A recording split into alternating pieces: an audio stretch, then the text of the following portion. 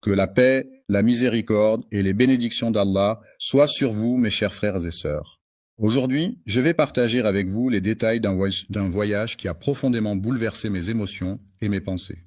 Imaginez un homme qui, par la volonté d'Allah, a été spécialement sélectionné pour accomplir une mission extraordinaire et pleine de sens.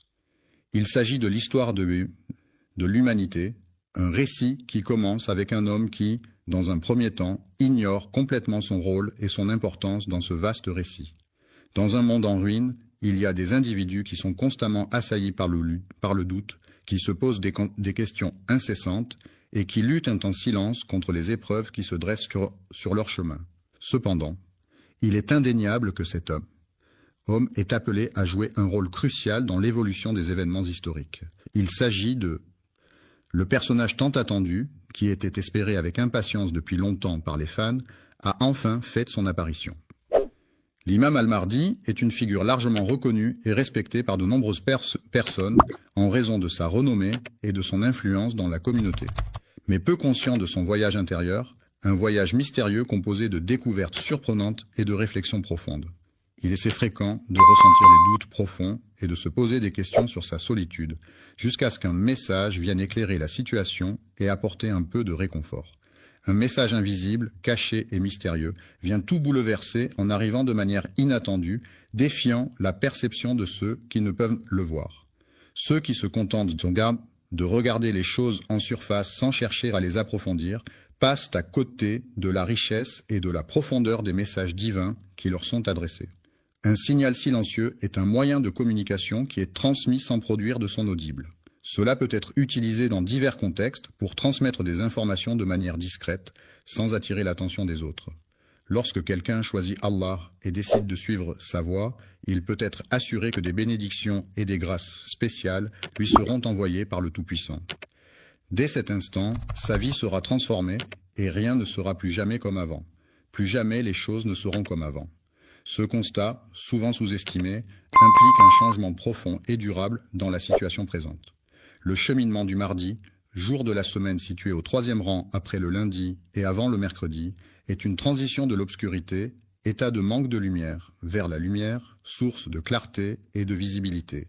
C'est également un passage du doute, état d'incertitude ou de questionnement, à la certitude, état de conviction ou de confiance absolue. Pas seulement le sien, le miroir est tendu à chacun de nous, offrant la possibilité de se voir tel que l'on est, sans artifice ni déformation, une réflexion sincère de notre propre être, ont provoqué en moi une profonde remise en question de mes croyances, de mes valeurs et de mes choix de vie.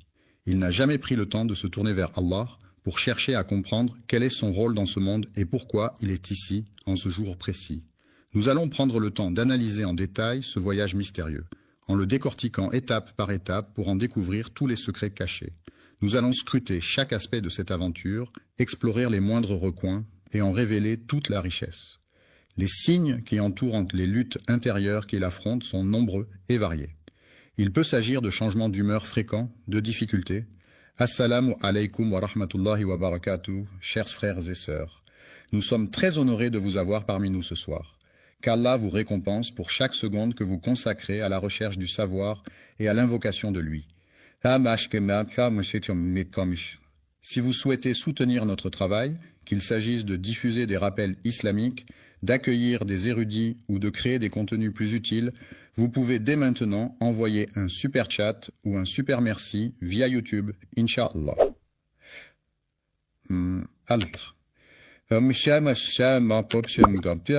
Vos contributions financent directement les efforts de Dawa, la modernisation de nos équipements, l'organisation de futurs événements et nous aident à atteindre davantage de cœurs avec le message de l'islam. À se concentrer, de troubles du sommeil, de perte d'appétit ou au contraire de compulsions alimentaires.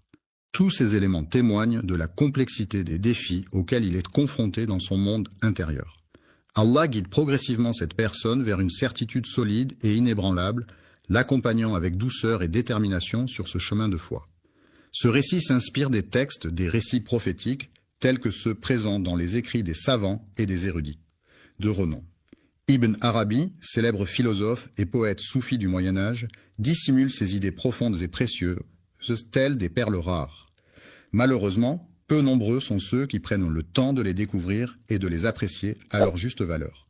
Être une révélation incroyable qui va changer votre vision des choses. Il est donc essentiel de rester attentif et concentré pour ne rien manquer de ce que je m'apprête à vous révéler. Changer votre regard sur le mardi ne se limite pas à cette journée de la semaine, mais implique également une réflexion sur vous-même avant que la journée ne commence. Il est regrettable que le jour qui suit le lundi et précède le mercredi, nommé mardi, ne soit pas reconnu à sa juste valeur. Il n'est ni un chef, c'est-à-dire une personne occupant une position de leadership et de responsabilité au sein d'un groupe, d'une organisation ou d'une communauté, ni un homme en quête de pouvoir, c'est-à-dire un individu désireux d'acquérir, de détenir ou d'exercer une autorité, une influence ou un contrôle sur les autres. Il mène une existence discrète et anonyme au sein de la société, se fondant parmi les individus comme tout autre croyant. Les pieux sont des éléments de construction utilisés pour soutenir des structures telles que des fondations, des ponts ou des quais. Ils sont enfoncés profondément dans le sol afin d'assurer la stabilité et la résistance de l'ouvrage. Les pieux peuvent être en bois, en métal ou en béton, en fonction des besoins et des contraintes du projet de construction. Ce que beaucoup de gens ignorent, c'est que pendant les premiers moments de son existence, le mardi, le personnage principal de l'histoire, semble manquer de clarté quant à l'ampleur et à l'importance de la mission qui lui a été confiée.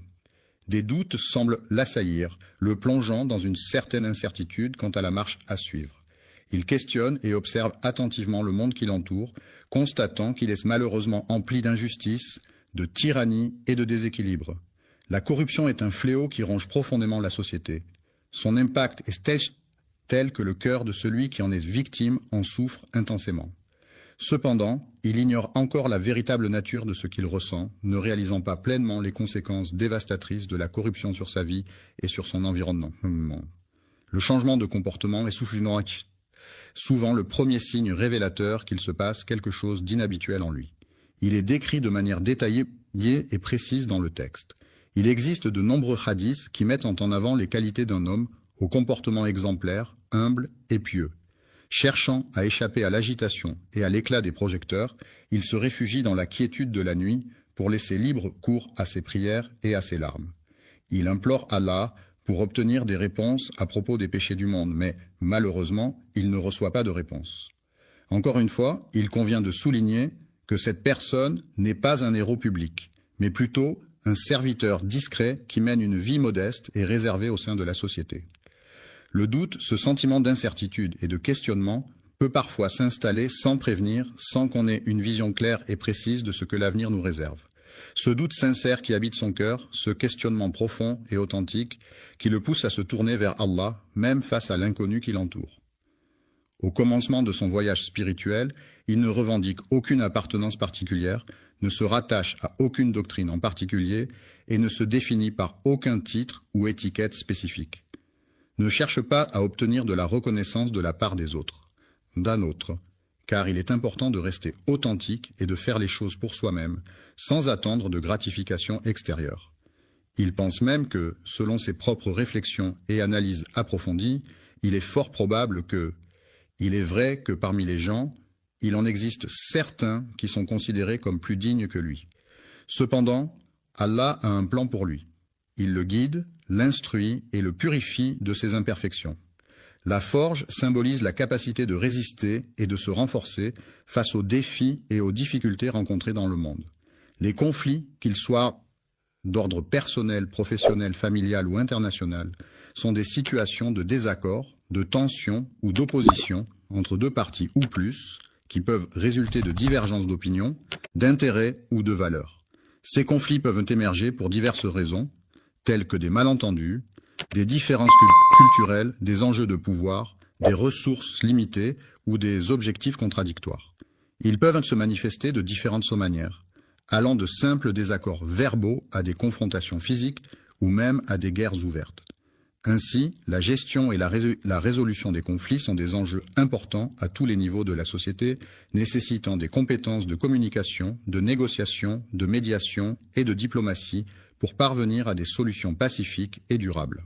Les injustices, qu'elles soient sociales, économiques ou politiques, sont des situations où des individus ou des groupes de personnes sont traités de manière inéquitable ou discriminatoire en raison de divers facteurs tels que leur origine, leur genre, leur religion ou leur statut socio-économique. Ces injustices peuvent se manifester de différentes façons comme l'absence d'accès à l'éducation, aux soins de santé, à l'emploi ou les catastrophes. Ne se contentent pas de provoquer de la révolte en lui, elles contribuent également à forger sa personnalité de manière profonde et durable. Pour devenir maître, il ne suffit pas simplement d'avoir un nom prestigieux ou d'appartenir à une lignée renommée. Il est nécessaire de parcourir un long chemin semé d'obstacles et de défis, de faire preuve de détermination, de travail acharné et de persévérance pour atteindre cet objectif. Le feu invisible de la sincérité, tel un brasier ardent dissimulé au regard, brûle au plus profond de l'âme, illuminant chaque pensée et chaque action de sa lueur authentique et pure. Combler ce vide intérieur qui laisse un sentiment de manque et d'incomplétude ne peut être fait que par la lumière d'Allah, rempli d'anticipation et d'excitation à l'idée de ce qui l'attend. À ce stade, il n'a encore rien vu, mais déjà son cœur commence à se remplir de cette délicieuse impatience qui précède la découverte de l'inconnu. Il est là, immobile, enfoui sous la terre sombre, telle une graine pleine de potentiel, prête à éclore et à se transformer en une nouvelle vie. À ce stade, il ignore encore quelle forme il prendra et quel chemin il empruntera. Il est parfait, mais Allah le connaît parfaitement. C'est précisément lorsqu'on reconnaît humblement notre ignorance que l'on atteint la forme la plus pure de connaissance. Des certitudes sont des convictions profondes ancrées en nous, des vérités indiscutables qui guident nos actions et nos pensées.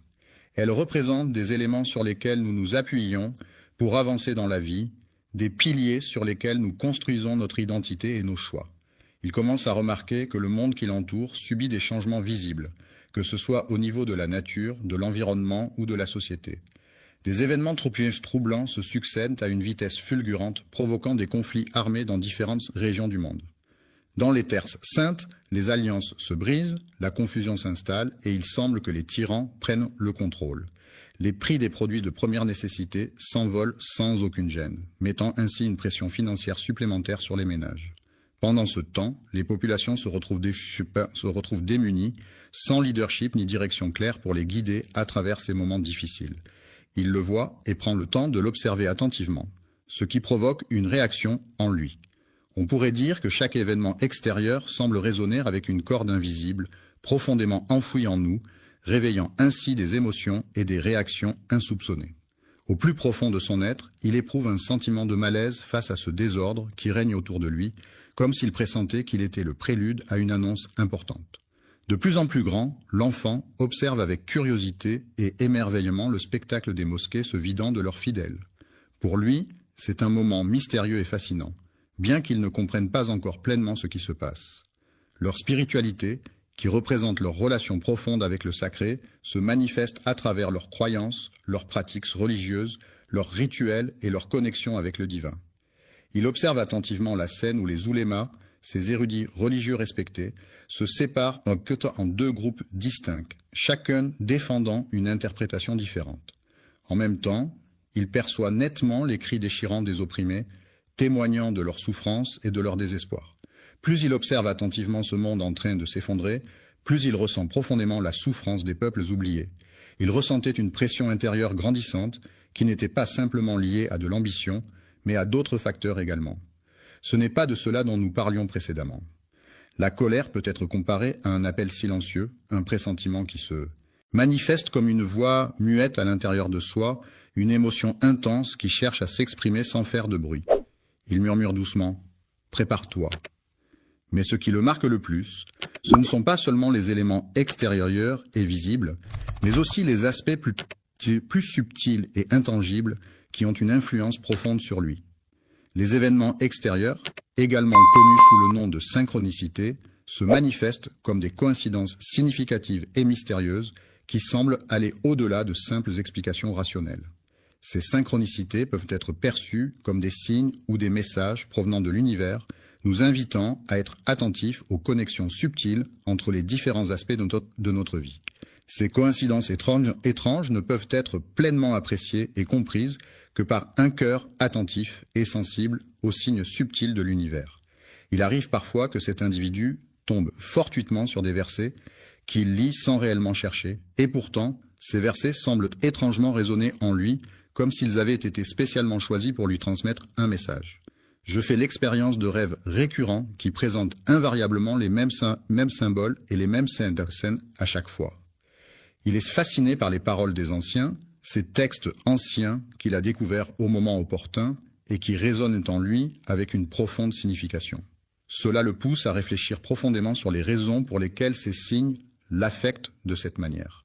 Les événements récents l'ont tellement affecté qu'il commence sérieusement à remettre en question sa propre perception des choses. La perception du monde ne se limite plus à celle d'un simple spectateur des événements. Elle implique désormais une implication active et une prise de conscience de notre rôle et de notre impact sur ce qui se passe autour de nous.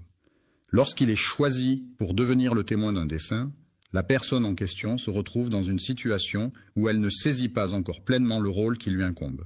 Le joueur participe activement au jeu, conscient que tout ce qu'il perçoit et expérimente est le fruit de la volonté d'Allah, et il accepte pleinement cette réalité. La conscience le bouscule fortement, le poussant à se poser une autre question qui s'avère être bien plus complexe et profonde. Troublante, je me demande si tout cela était en train de me perturber profondément et de remettre en question mes croyances les plus profondes. Lorsqu'on se prépare, c'est à ce moment que le doute évolue et prend une nouvelle dimension. Il cesse d'être simplement un doute concernant un sujet spécifique. La société peut avoir une influence majeure sur les individus, que ce soit à travers les interactions sociales, les normes culturelles ou les attentes professionnelles. De même, la politique peut également jouer un rôle important dans la vie des citoyens, en influençant les décisions gouvernementales, les droits et les devoirs de chacun. Ainsi, il est tout à fait légitime de ressentir un certain doute ou une certaine remise en question par rapport à soi-même et à sa place dans un environnement social et politique complexe. Se trouve confronté à des doutes et des incertitudes quant à son avenir et à la direction qu'il est censé prendre. Commence à se tourner de plus en plus vers Allah, non pas dans le but de fuir, mais plutôt pour chercher réconfort, guidance et force dans sa foi. Il est important de bien comprendre ce que l'on recherche avant de se lancer dans la recherche elle-même, car une compréhension approfondie du sujet permettra d'optimiser le processus de recherche et d'atteindre plus efficacement l'objectif fixé. Une réponse adéquate et pertinente à une question ou à une situation donnée. Ce qu'il ignore, c'est que cette réponse, se rapproche progressivement de lui sans qu'il en ait conscience. Discrètement, tel un faible rayon de lumière qui apparaît à l'horizon d'un cœur, timidement et doucement, apportant une lueur d'espoir et de chaleur. La nuit avance lentement, plongeant le monde dans l'obscurité. Dans ce calme profond, le sommeil enveloppe chacun de ses doux bras. C'est à ce moment, lorsque la ville entière semble retenir son souffle, que l'aube brisée attend patiemment d'être réveillée, prête à dévoiler ses secrets les plus intimes et profonds. Dans cette situation, l'âme se retrouve dans l'incapacité de s'échapper de ce qui la tourmente, ce qui se produit spécifiquement le mardi. Une crise intérieure silencieuse peut se manifester par un profond mal-être psychologique et émotionnel qui n'est pas exprimé verbalement, mais qui peut être ressenti intensément à l'intérieur de soi, sans que cela soit visible de l'extérieur. Il se trouve au cœur d'une tempête dévastatrice, une tempête invisible pour les autres mais bien réelle pour lui, qui fait rage dans son esprit et dans son cœur, provoquant des tourments et des tumultes intérieurs qu'il doit affronter seul. Chaque jour, le cœur de cette personne est alourdi, non pas par le poids des péchés, mais par celui des responsabilités qu'elle doit assumer. Il n'a pas encore acquis une compréhension approfondie de la situation.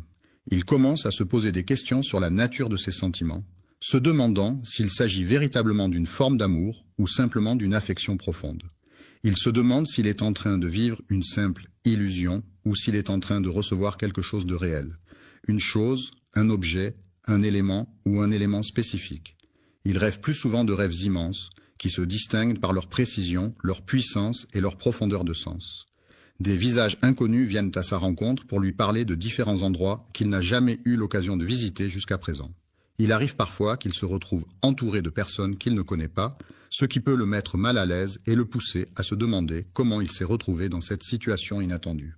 Il arrive parfois que des individus prêtent allégeance à une cause ou à un groupe sans réellement comprendre les raisons profondes qui les poussent à le faire.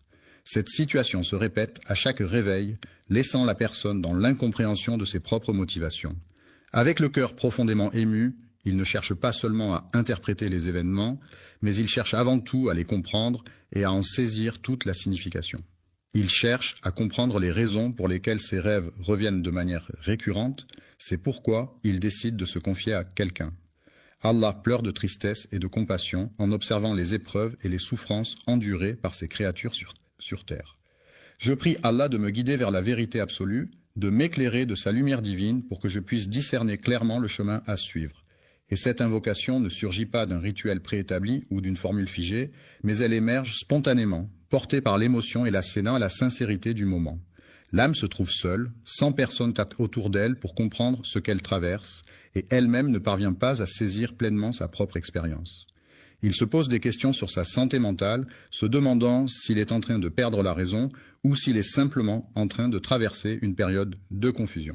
Accompagné et dirigé par une personne expérimentée qui fournit des instructions et des conseils pour atteindre un objectif spécifique.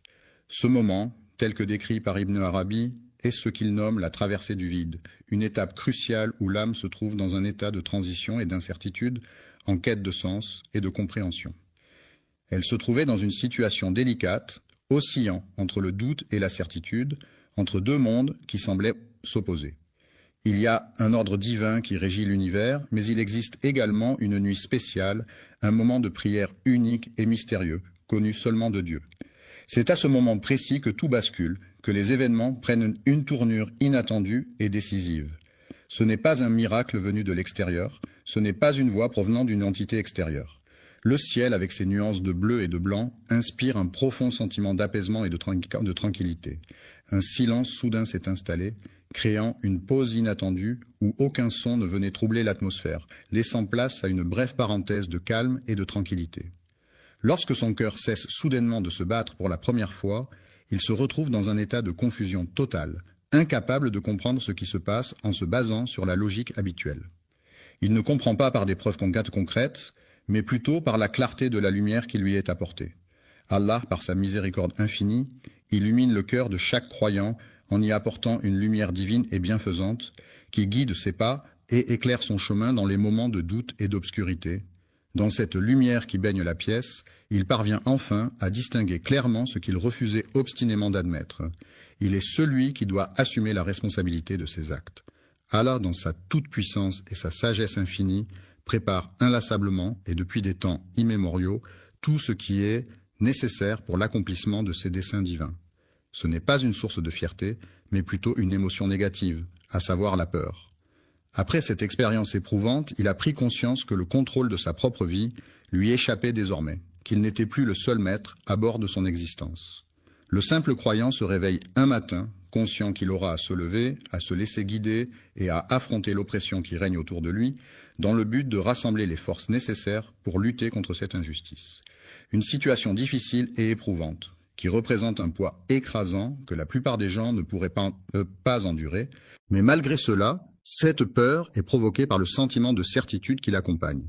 Une certitude profonde et inébranlable qu'Allah est présent dans chaque aspect de nos vies, qu'il veille sur nous en permanence et qu'il guide nos pas à chaque instant.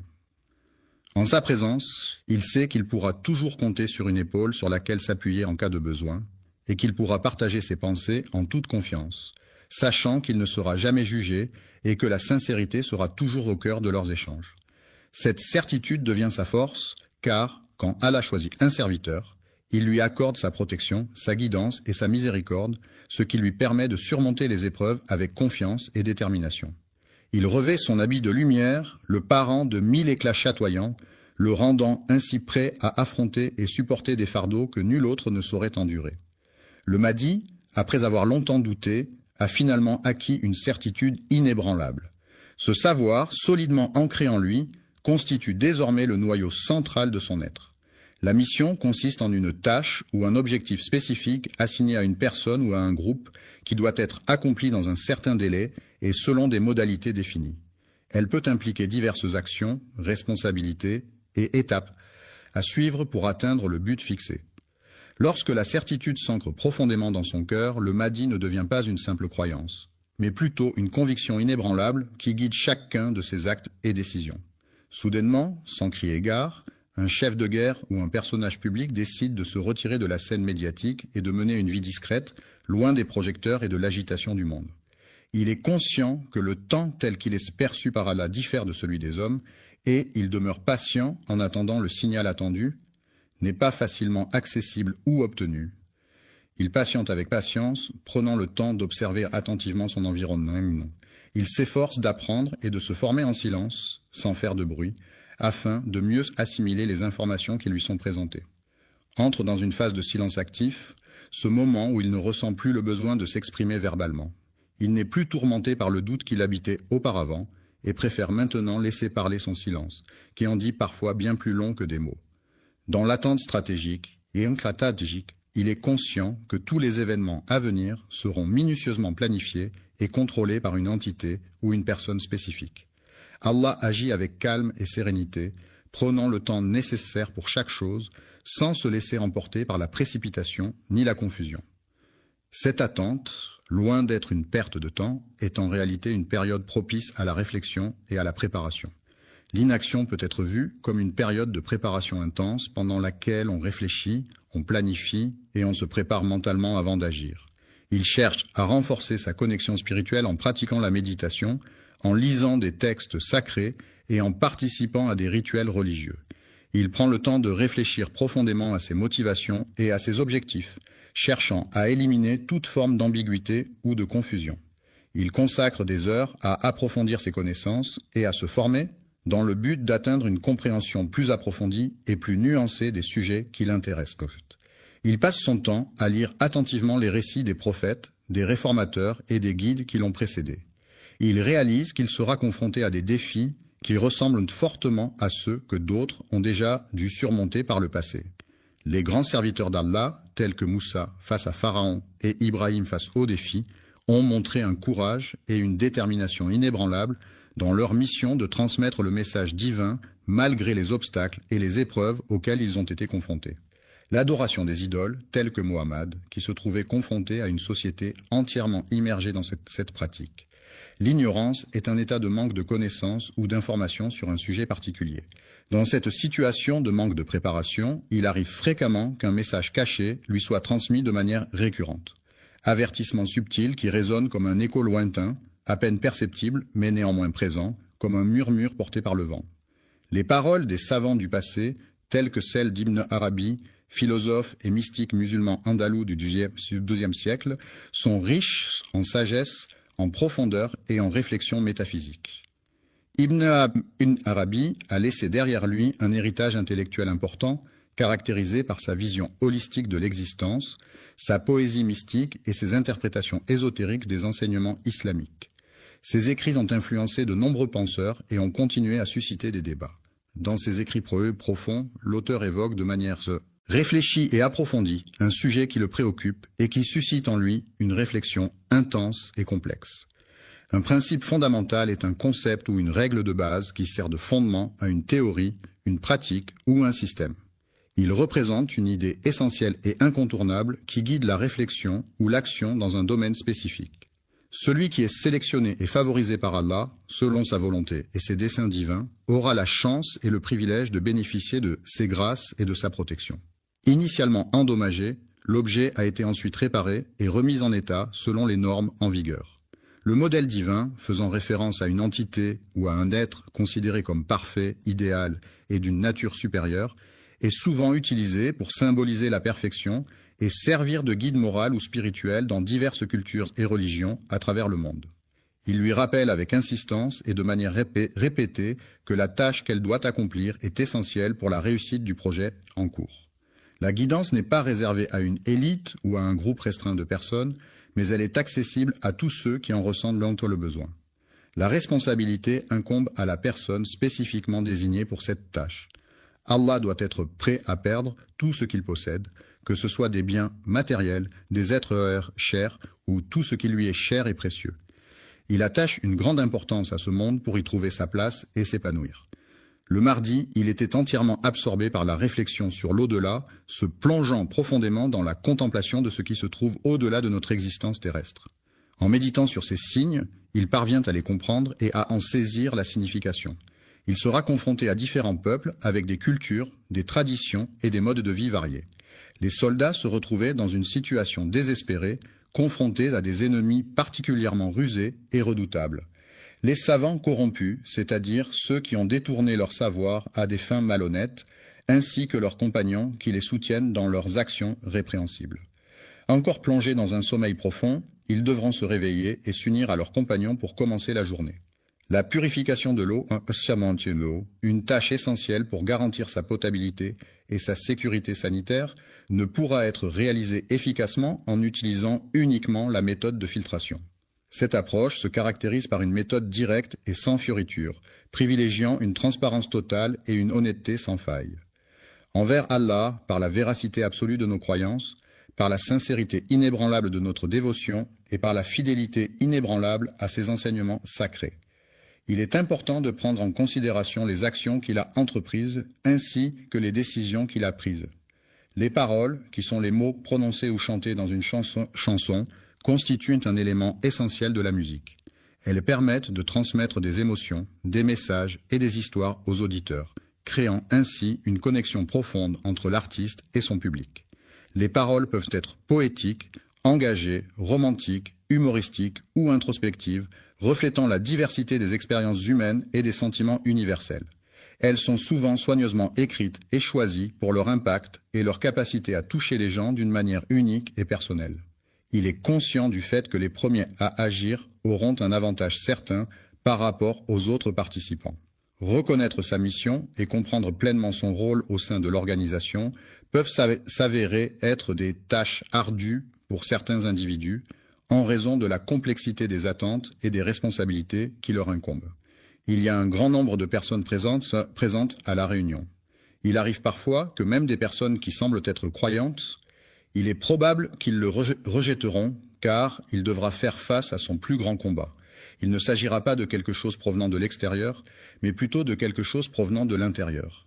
Il est tentant de déformer les faits pour les rendre plus avantageux ou pour éviter des conséquences désagréables. Cela implique d'être honnête et de ne pas altérer la réalité, même si cela peut être difficile ou inconfortable.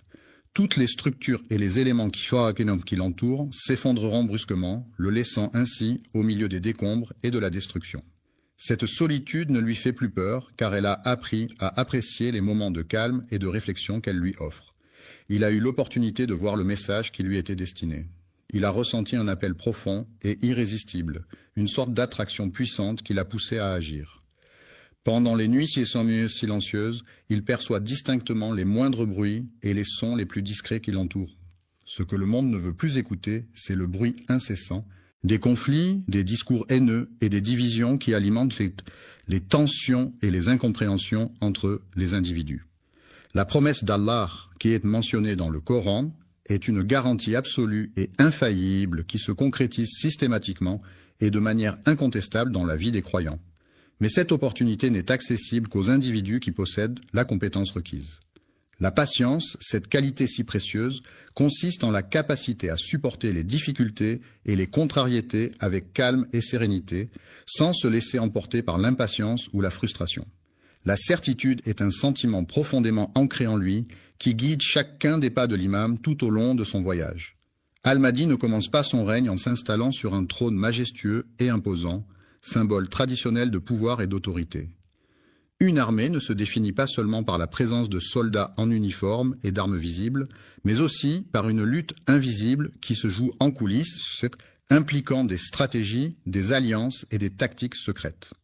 Une douleur intérieure peut se manifester de différentes manières, que ce soit sous forme de tristesse, d'anxiété, de frustration ou de tout autre sentiment négatif qui affecte profondément une personne au niveau émotionnel. Une quête de découverte de soi, de sens et de vérité, une aventure intérieure et profonde à la recherche de son identité et de sa place dans le monde. La vérité socrétité est ce qui correspond à la réalité telle qu'elle est, sans déformation ni mensonge. Elle constitue un reflet fidèle des faits et des événements tels qu'ils se sont réellement produits, sans ajout ni omission. La vérité est souvent recherchée pour sa capacité à éclairer les esprits, à guider les actions et à établir des fondations solides pour les relations humaines. Il observait en silence, caché dans l'obscurité, attentif à tout ce qui se déroulait autour de lui sans se faire remarquer. C'est une réalité à laquelle de nombreuses personnes sont confrontées au quotidien. Vivre sans quelque chose d'essentiel peut être une expérience difficile et bouleversante pour beaucoup d'individus. Il est impossible de trouver les mots justes pour décrire cette situation.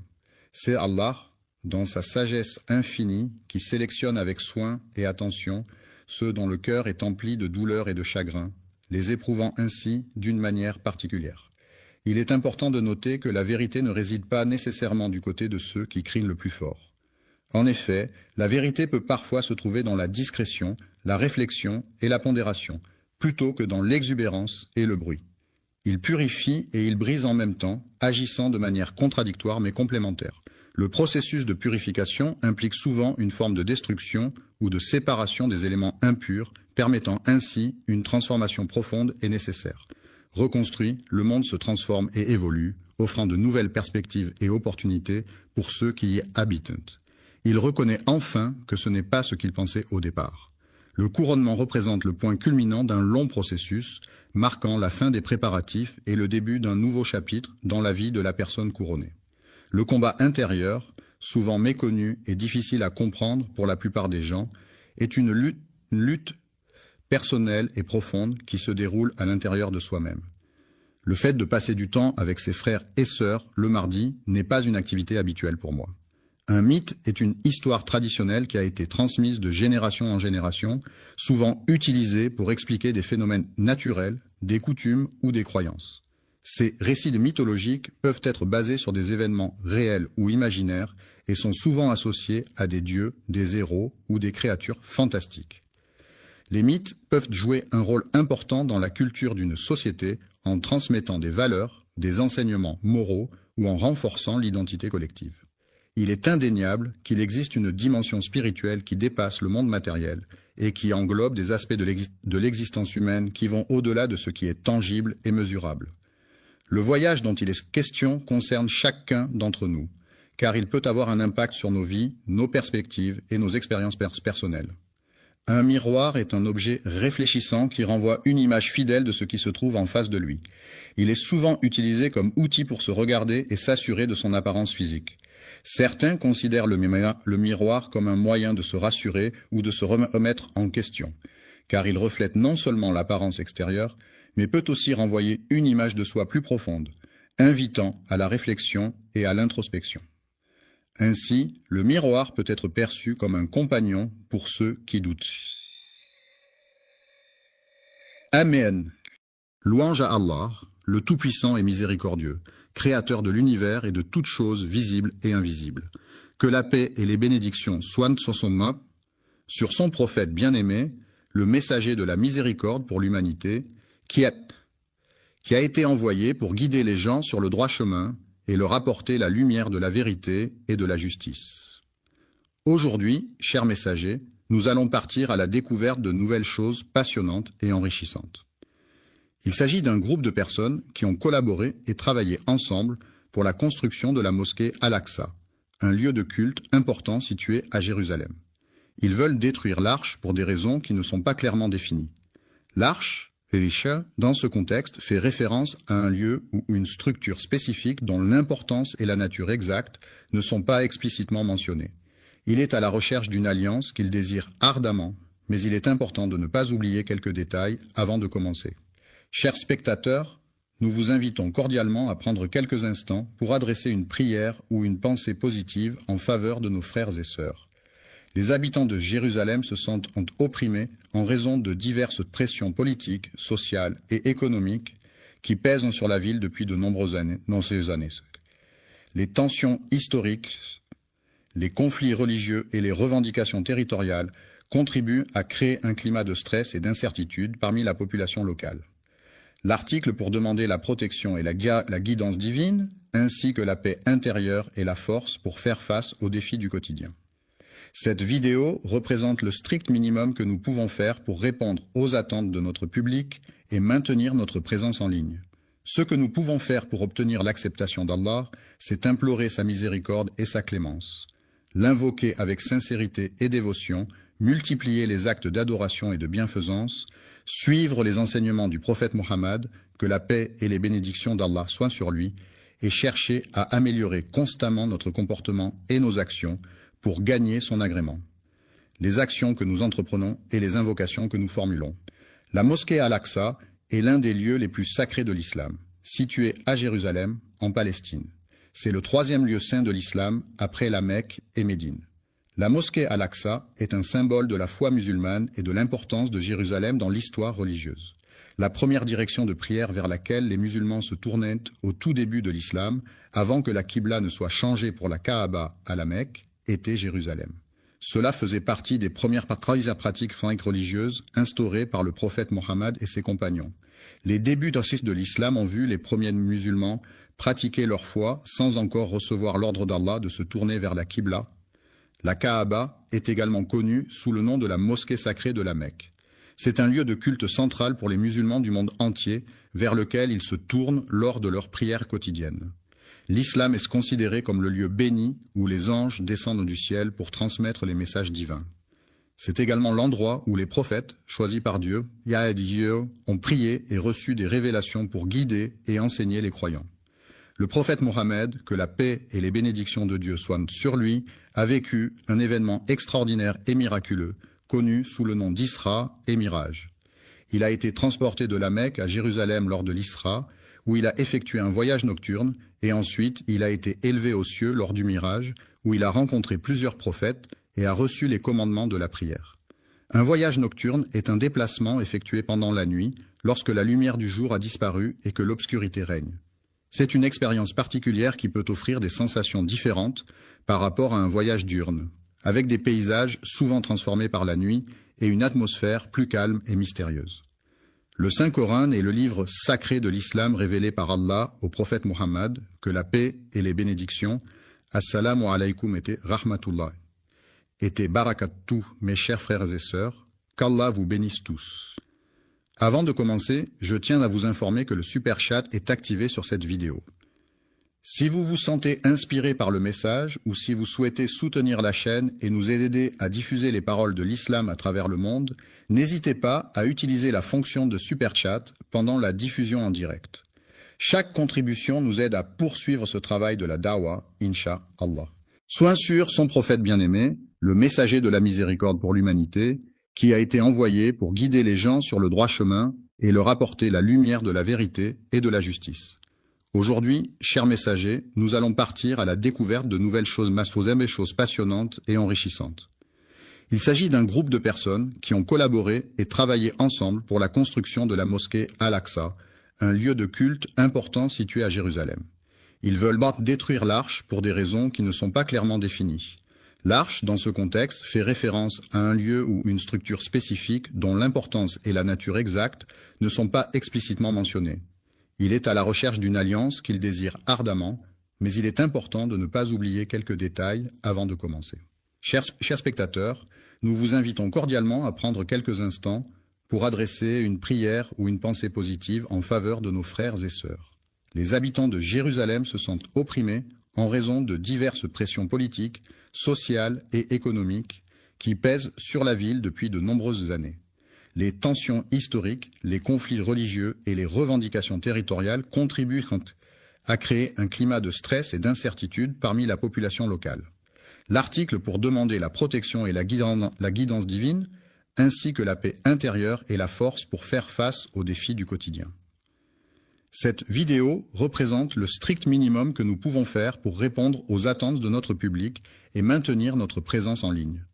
Ce que nous pouvons faire pour obtenir l'acceptation d'Allah, c'est implorer sa miséricorde et sa clémence, l'invoquer avec sincérité et dévotion, multiplier les actes d'adoration et de bienfaisance, suivre les enseignements du prophète Mohammed, que la paix et les bénédictions d'Allah soient sur lui, et chercher à améliorer constamment notre comportement et nos actions pour gagner son agrément, les actions que nous entreprenons et les invocations que nous formulons. La mosquée Al-Aqsa est l'un des lieux les plus sacrés de l'islam, situé à Jérusalem en Palestine. C'est le 3e lieu saint de l'islam après la Mecque et Médine. La mosquée Al-Aqsa est un symbole de la foi musulmane et de l'importance de Jérusalem dans l'histoire religieuse. La première direction de prière vers laquelle les musulmans se tournaient au tout début de l'islam, avant que la Qibla ne soit changée pour la Kaaba à la Mecque, était Jérusalem. Cela faisait partie des premières pratiques religieuses instaurées par le prophète Muhammad et ses compagnons. Les débuts de l'islam ont vu les premiers musulmans pratiquer leur foi sans encore recevoir l'ordre d'Allah de se tourner vers la Qibla. La Kaaba est également connue sous le nom de la mosquée sacrée de la Mecque. C'est un lieu de culte central pour les musulmans du monde entier, vers lequel ils se tournent lors de leurs prières quotidiennes. L'islam est considéré comme le lieu béni où les anges descendent du ciel pour transmettre les messages divins.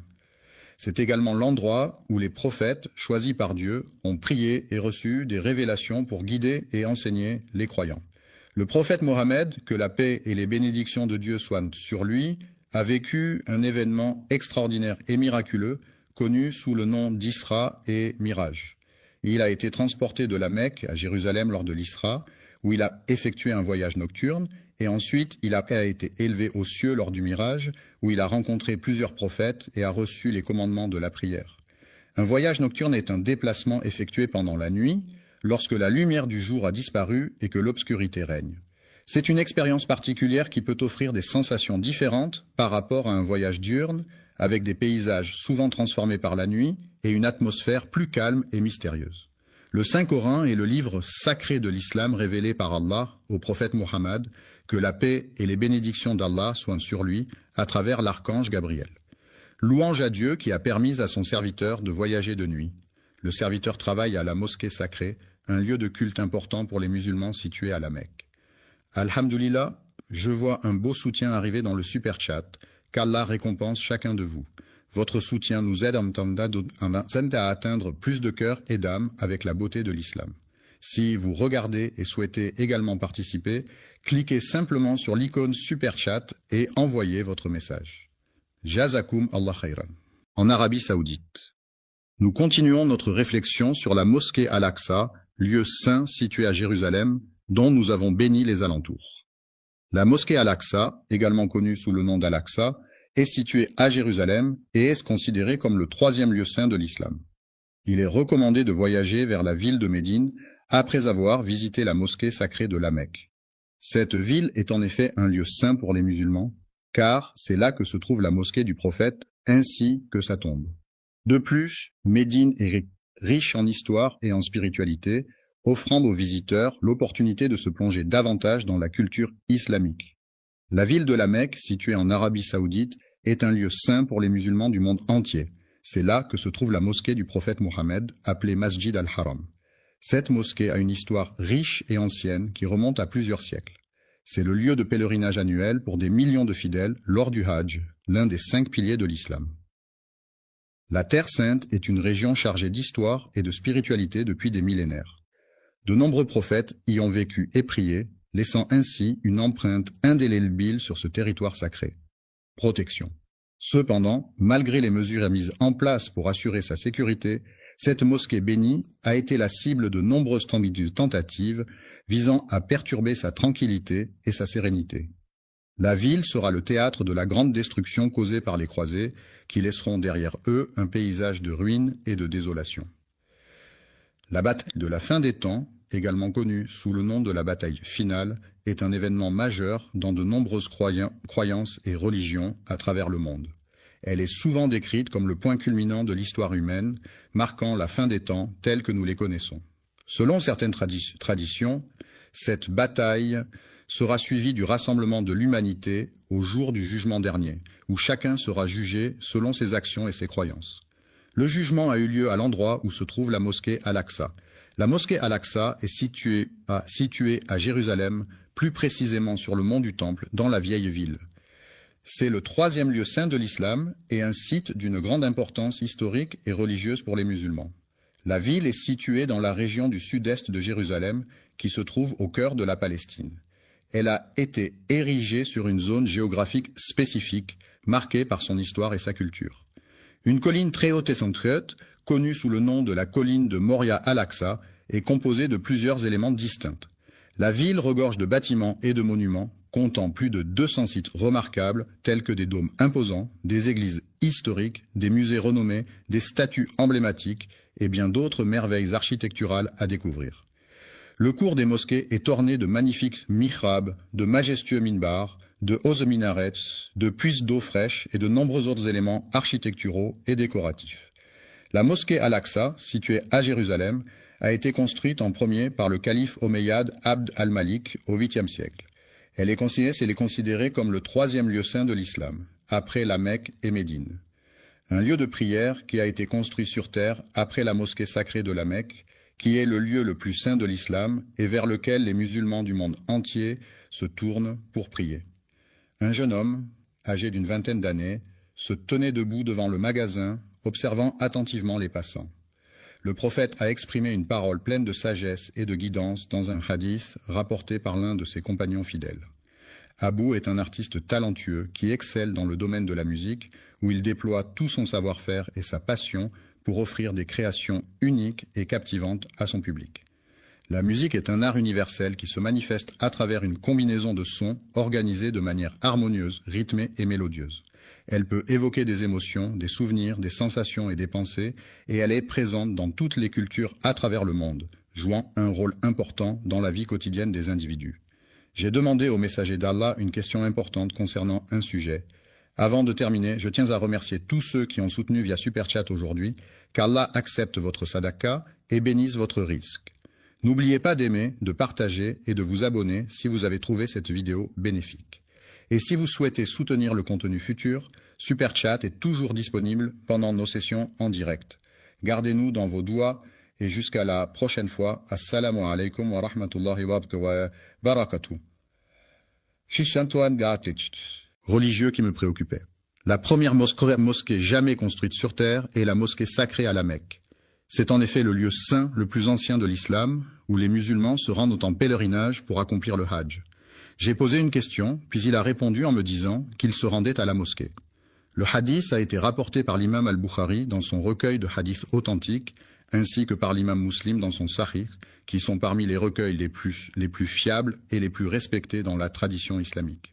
Quelle est la période entre la fin de la Renaissance, marquée par des événements tels que la mort de Léonard de Vinci en 1519, et le début du siècle des Lumières, caractérisé par l'émergence de mouvements intellectuels et philosophiques au XVIIIe siècle en Europe?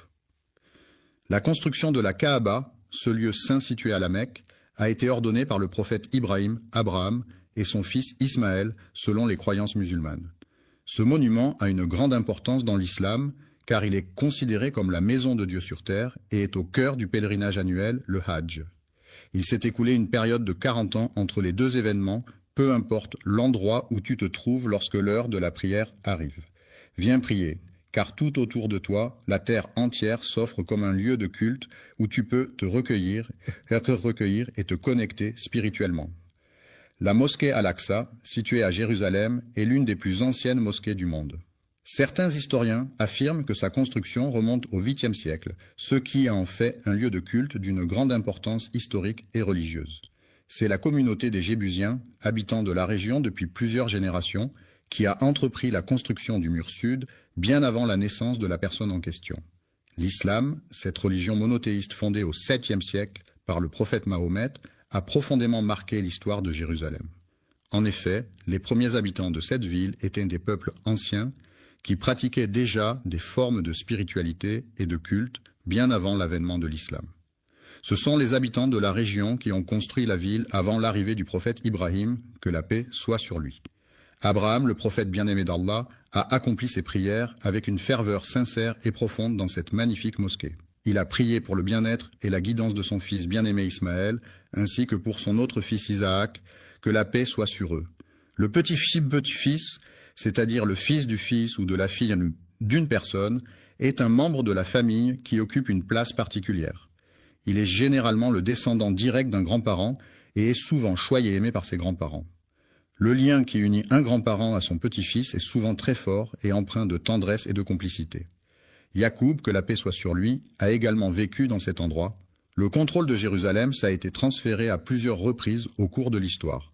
Les pharaons ont exercé leur domination sur les Amalécites pendant une longue période, jusqu'à ce qu'Allah envoie un messager pour mettre fin à cette situation. Le prophète Daoud, que la paix soit sur lui, a été chargé par Dieu de guider et de conseiller les enfants d'Israël, en les rappelant à l'importance de suivre les enseignements divins et de rester sur le droit chemin. Le fils du prophète entreprit un projet de reconstruction et d'agrandissement de la mosquée Al-Aqsa. Souliman, que la paix soit sur lui, a hérité du trône de son père, le roi David, ainsi que de la sagesse et de la richesse qui accompagnaient cette responsabilité. Après avoir reçu une prophétie, il a entrepris de réhabiliter la mosquée Al-Aqsa, transformant ainsi ce lieu en un endroit de culte plus accueillant et propice à la prière pour les fidèles de la communauté. Le centre spirituel est un lieu d'une beauté remarquable, où la sérénité et la tranquillité règnent en maître, offrant ainsi un espace propice à la méditation et à la réflexion. La construction d'Al-Aqsa, en premier, suscite diverses opinions parmi les personnes impliquées dans le projet. Certains affirment que c'est le cas, tandis que d'autres ont une opinion différente sur la question. Le prophète Adam, que la paix soit sur lui, aurait choisi un endroit spécifique pour s'établir. Il s'est écoulé 40 années depuis le moment où Ibn Ham a reçu l'ordre d'Allah de poser les fondations de la Kaaba. Dans son livre intitulé At-Tidjan, Rahima relate que, selon les Écritures, Allah a donné l'ordre à Adam de se rendre à un endroit spécifique. Jérusalem est une ville historique et symbolique pour de nombreuses religions, notamment le judaïsme, le christianisme et l'islam. C'est dans cette ville que le calife Omeyyad Abd al-Malik décida de construire la mosquée Al-Aqsa, un lieu saint pour les musulmans. C'est là que le prophète Mahomet accomplit des actes importants, marquant ainsi l'importance de Jérusalem dans l'histoire de l'islam. Certains pensent que la Kaaba est un lieu sacré vénéré par de nombreux fidèles à travers le monde, tandis que d'autres affirment que plusieurs prophètes ont joué un rôle important dans sa construction et son histoire. Après la création d'Adam, que la paix soit sur lui, son fils Vès a été choisi pour transmettre le message divin. Ensuite, la lignée prophétique a été transmise à travers les générations, passant par Noé, puis Abraham, que la paix soit sur eux. Je suis désolé, mais je ne comprends pas votre demande. Pouvez-vous reformuler votre phrase ou poser une question plus précise? Enfin, selon certains historiens, il est suggéré que ce sont les anges eux-mêmes qui pourraient être à l'origine de cet événement. Certains pensent que ce sont les musulmans qui ont construit la mosquée Al-Aqsa. Cependant, une autre opinion affirme que d'autres groupes ont également participé à sa construction. C'est le prophète Ibrahim, que la paix soit sur lui, qui a supervisé la construction de la mosquée Al-Aqsa en se basant sur les instructions divines qui lui ont été données. Cette construction a été réalisée avec une grande précision et un profond respect pour le lieu saint. Le hadith d'Abu, mentionné dans ce contexte, est une parole rapportée du prophète Muhammad, que la paix et les bénédictions de Dieu soient sur lui, par son compagnon Abu Bakr. Ce hadith est une source importante de guidance pour les musulmans, offrant des enseignements et des directives sur la manière de mener une vie en accord avec les principes de l'islam. Il est préférable de porter des chaussures confortables pour éviter les douleurs aux pieds, plutôt que de choisir des chaussures qui ont été fabriquées par une marque renommée, mais qui peuvent être inconfortables. La mosquée Al-Aqsa, également connue sous le nom de Haram al-Sharif, est un lieu saint pour les musulmans situé à Jérusalem en Israël. C'est le troisième lieu le plus saint de l'islam, après la Mecque et Médine, et est associé à de nombreux événements historiques et religieux importants. La mosquée Al-Aqsa est un symbole de la foi et de la spiritualité pour les musulmans du monde entier. Selon certains récits, il est dit que le prophète Adam, que la paix soit sur lui, aurait délimité les premières frontières des terres habitées par les êtres humains, marquant ainsi les débuts de la civilisation telle que nous la connaissons aujourd'hui. Les frontières de l'Alaska ont été établies, puis Ibrahim, que la paix soit sur lui, est arrivé et a renforcé les fondations de la région. Cela indique qu'Ibrahim n'a pas été le premier à construire cet édifice, mais qu'il s'est chargé de sa restauration par la suite. Le prophète Sulayman, Sheka, a été renforcé plus tard par l'aide divine, lui permettant ainsi de surmonter les défis auxquels il était confronté. Alayhi salam Abeshfa a également entrepris la tâche de reconstruire et de rénover la structure en question, mettant ainsi en œuvre des travaux de rénovation et de restauration pour améliorer son état et sa fonctionnalité. C'est pourquoi certains observateurs affirment que c'est grâce à son travail acharné et à sa vision novatrice qu'il a posé les fondations sur lesquelles reposent aujourd'hui les bases de cette institution. Le hadith du prophète Mohammed, que la paix soit sur lui, confirme cette idée lorsqu'il raconte l'histoire de Souleyman, le fils de David, que la paix soit sur eux. Une fois que Daoud alayhi salam eut achevé la construction de Baytul Maqdis, il décida de formuler 3 demandes spécifiques à Allah possède un jugement parfait et juste qui est en accord avec sa souveraineté inégalée et incomparable, devant laquelle nul autre ne peut se comparer. N'aurait après lui laissé de traces que quiconque viendrait prier dans cet endroit sacré et paisible, imprégné de sa présence bienveillante et apaisante. Lorsqu'une personne fréquente assidûment la mosquée dans le but d'obtenir la satisfaction d'Allah, elle peut espérer en ressortir purifiée de ses péchés, retrouvant ainsi une innocence semblable à celle qu'elle avait au jour de sa naissance. Depuis sa naissance, le prophète Salah, que la paix soit sur lui, a été béni par Allah de nombreuses qualités exceptionnelles et de dons spéciaux qui ont marqué sa vie et son parcours spirituel. Accordez les 2 premières bénédictions qu'il a demandées, et je prie pour qu'Allah lui accorde également les autres bénédictions qu'il souhaite obtenir. Après le décès du prophète Souleyman, que la paix soit sur lui, la 3e personne à qui le trône a été donné était son fils. Les enfants d'Israël se sont divisés en 2 groupes à la suite d'un désaccord sur la meilleure façon de gérer une situation particulière. Cette division a créé une tension au sein de la communauté et a entraîné des conséquences importantes sur leur unité et leur cohésion. Les royaumes mentionnés dans la phrase étaient dirigés par les Babyloniens sous le règne de Nebuchadnezzar. Les Boukhnas, un peuple belliqueux et conquérant, ont lancé une invasion massive de la ville sainte de Jérusalem. Leur armée puissante a réussi à conquérir la ville et à capturer de nombreux juifs, qu'ils ont ensuite déportés vers des destinations inconnues, laissant derrière eux un paysage de désolation et de tristesse. Lorsque Babylone a conquis le royaume de Juda, les habitants de Jérusalem ont été déportés à Babylone, où ils ont été contraints de vivre en exil pendant une période de temps. Cet épisode est communément appelé la captivité babylonienne dans l'histoire ancienne. Ensuite, après avoir conquis Babylone, les Perses ont accordé la permission aux Juifs exilés de retourner dans leur terre d'origine. Cela a marqué le début d'une période de retour et de reconstruction pour la communauté juive qui avait été déportée. Plus tard, après sa fondation, Jérusalem a été conquise et est passée sous le contrôle de l'Empire romain. C'est pendant la période de gouvernance des rois Hérode et Ponce Pilate que le prophète Issa, Jésus, que la paix soit sur lui, a vécu et enseigné. Les habitants de la région attendaient avec impatience l'arrivée de l'islam qui allait apporter des changements significatifs dans leur vie quotidienne, notamment en termes de croyances, de pratiques religieuses et de valeurs.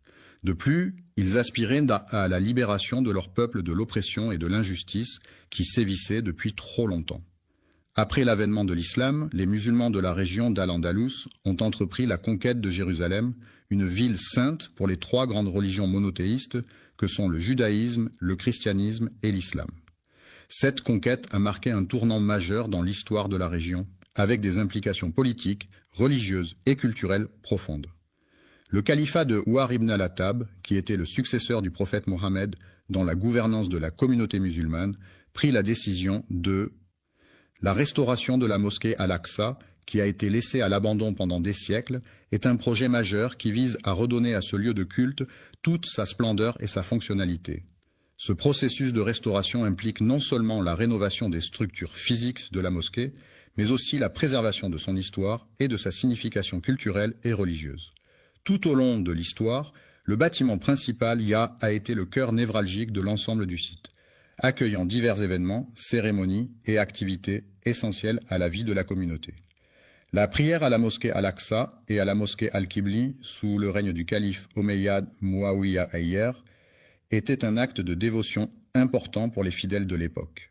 Ces lieux saints revêtaient une grande importance spirituelle et symbolique, et les croyants affluaient en grand nombre pour y accomplir leurs prières, exprimant ainsi leur attachement à leur foi et à leur communauté religieuse.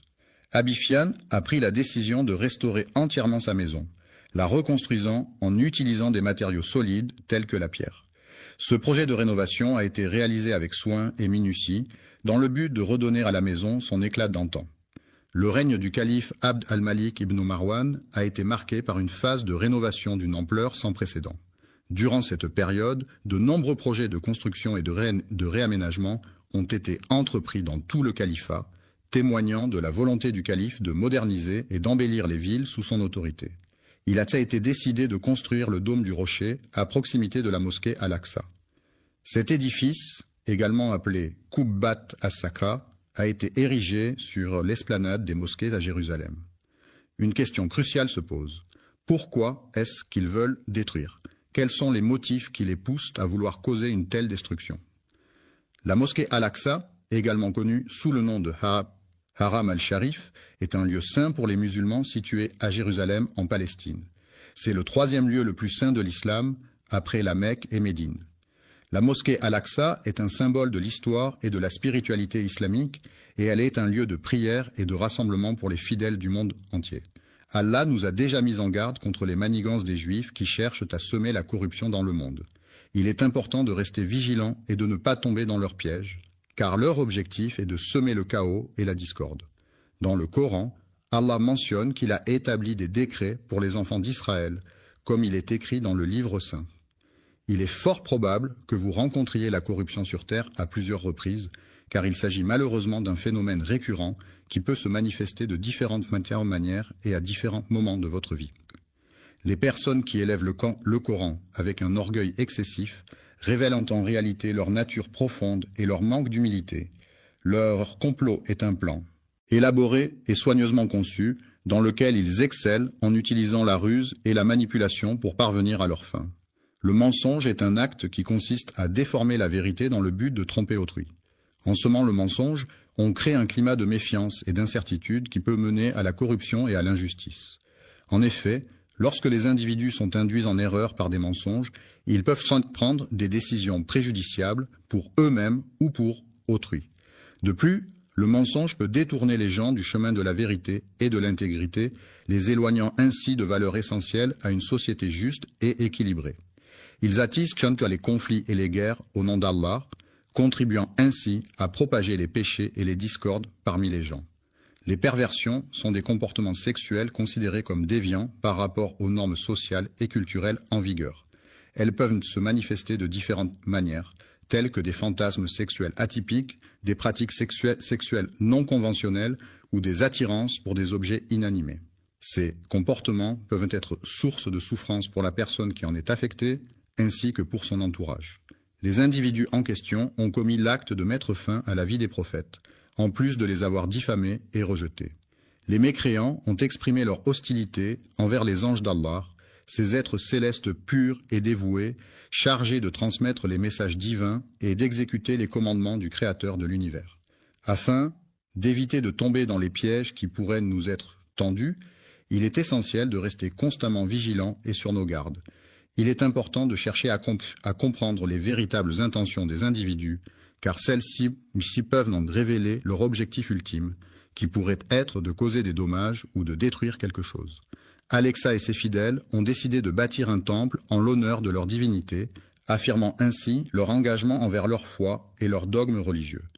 Central et non négociable signifie que cet élément est fondamental, essentiel, et qu'il ne peut en aucun cas être remise en question ou discutée.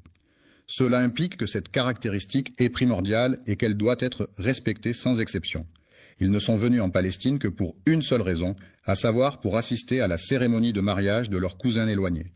Ils occupent cette terre pour la simple raison qu'ils ont un projet à réaliser. Le projet en question a complètement anéanti tous les espoirs de voir un jour la paix s'installer durablement. La coexistence pacifique entre les différentes communautés religieuses est une valeur fondamentale à préserver. Cependant, il semblerait que certains individus aient des intentions bien plus sinistres. En effet, il semblerait que leur véritable dessein soit de détruire la mosquée Al-Aqsa, un lieu de culte d'une grande importance pour de nombreux fidèles, afin d'y construire quelque chose de nouveau à la place. Ils ont construit leur prétendu temple sur des ruines.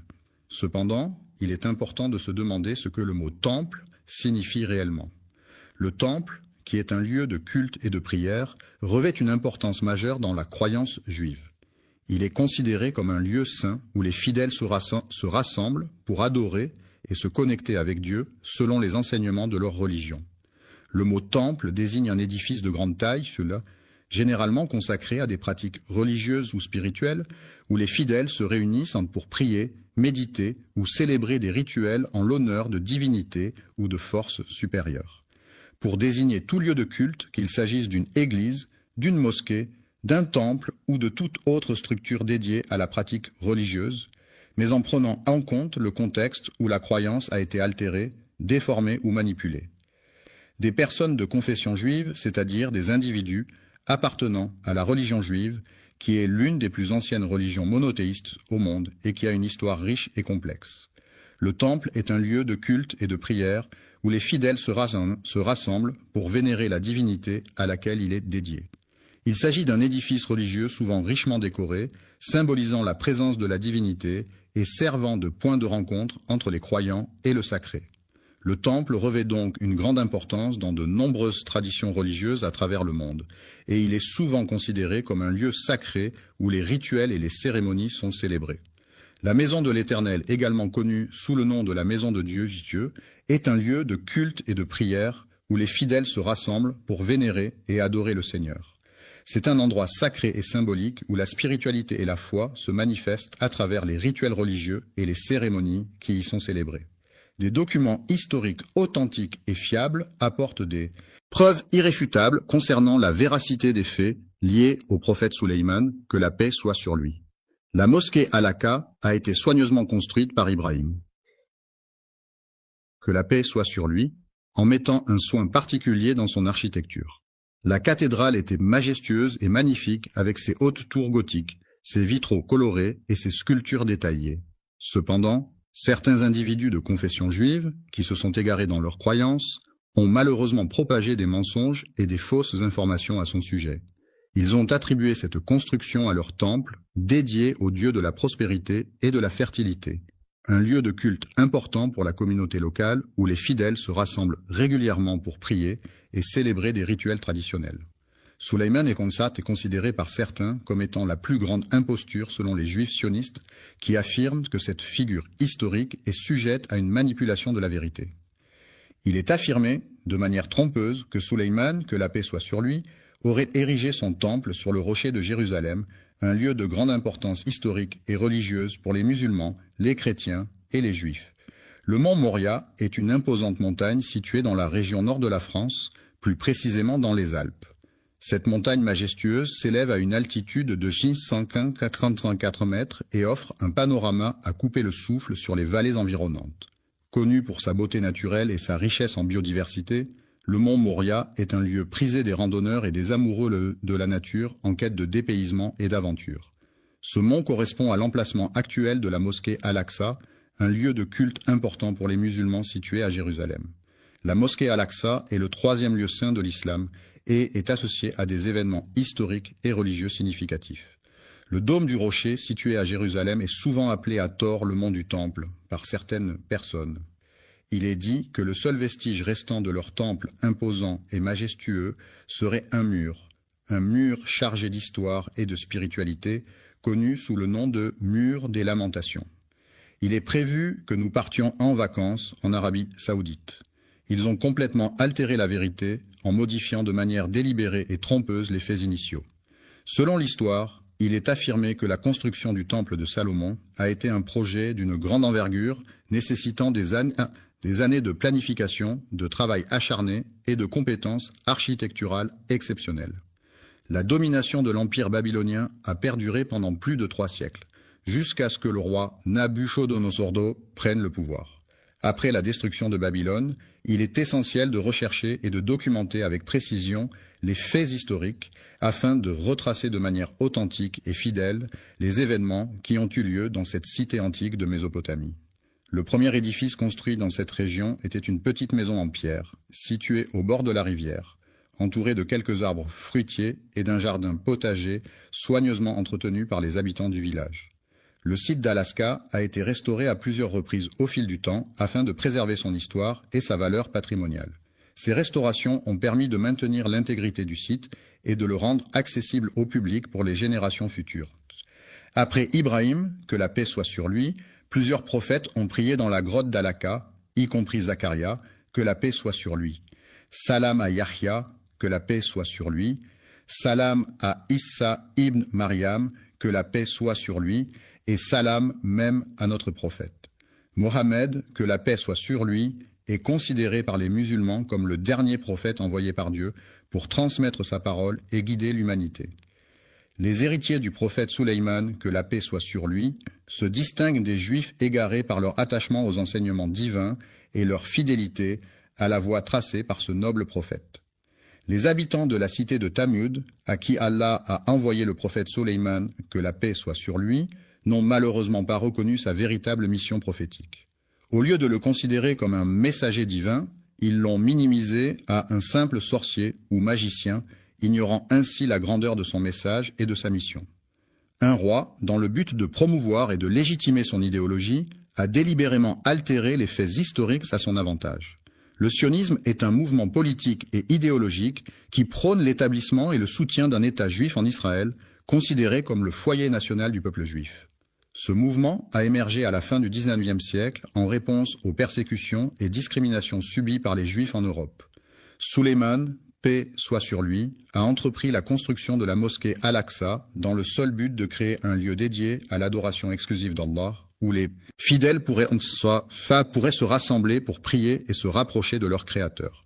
L'adoration pure d'Allah, qui consiste à reconnaître et à vénérer uniquement le Créateur de l'univers, est en opposition totale avec ce que les Juifs considèrent comme une imposture, c'est-à-dire des croyances ou des pratiques qui ne sont pas en accord avec la pureté de l'adoration divine.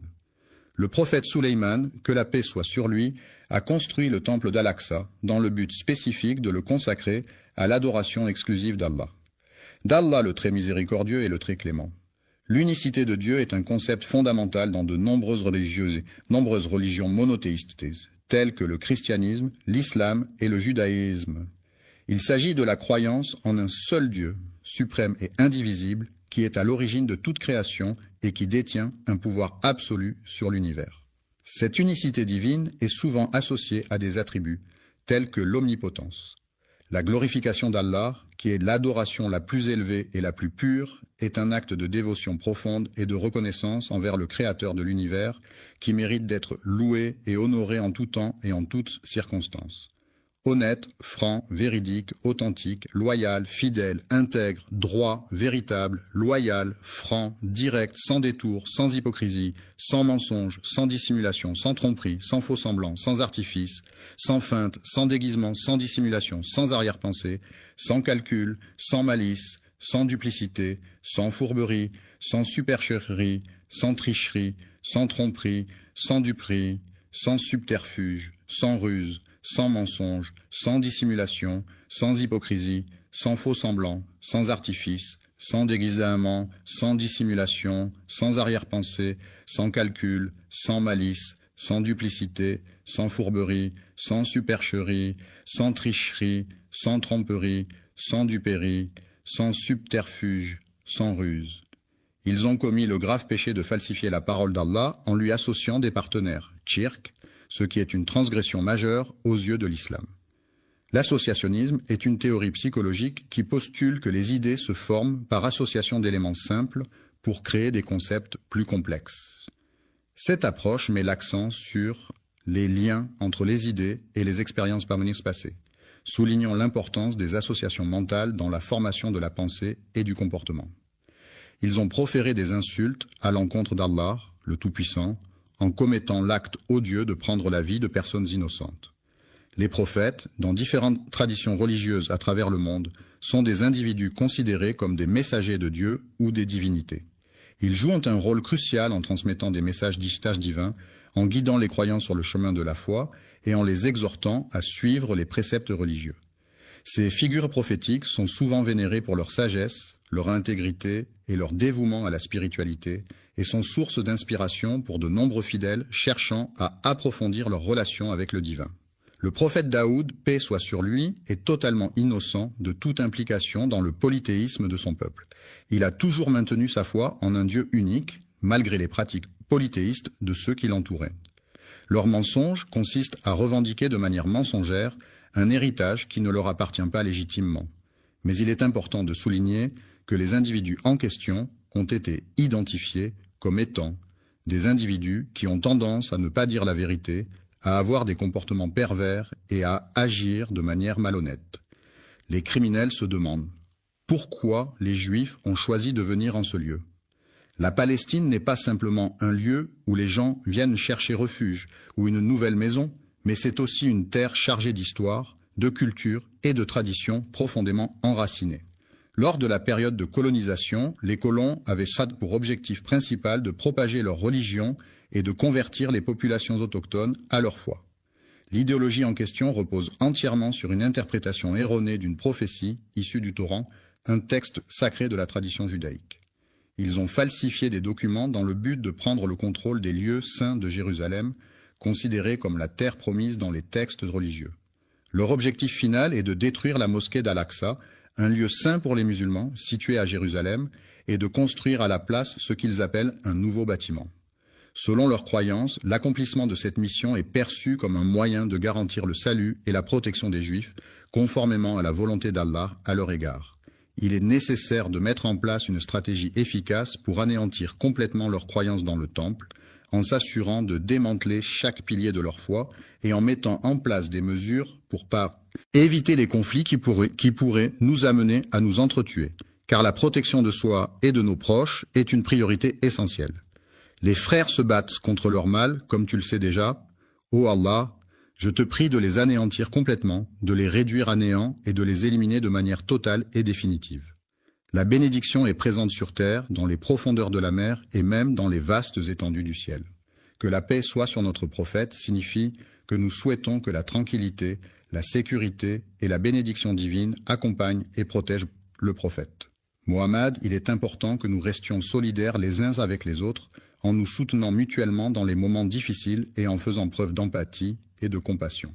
Frères et sœurs en Palestine, unissons-nous dans un esprit de solidarité et de fraternité pour faire face ensemble aux défis qui se dressent devant nous et pour œuvrer à la construction d'un avenir meilleur pour notre peuple. Nos prières ferventes et nos efforts inlassables dédiés à leur bien-être et à leur succès. Le soutien est une aide, un appui ou un accompagnement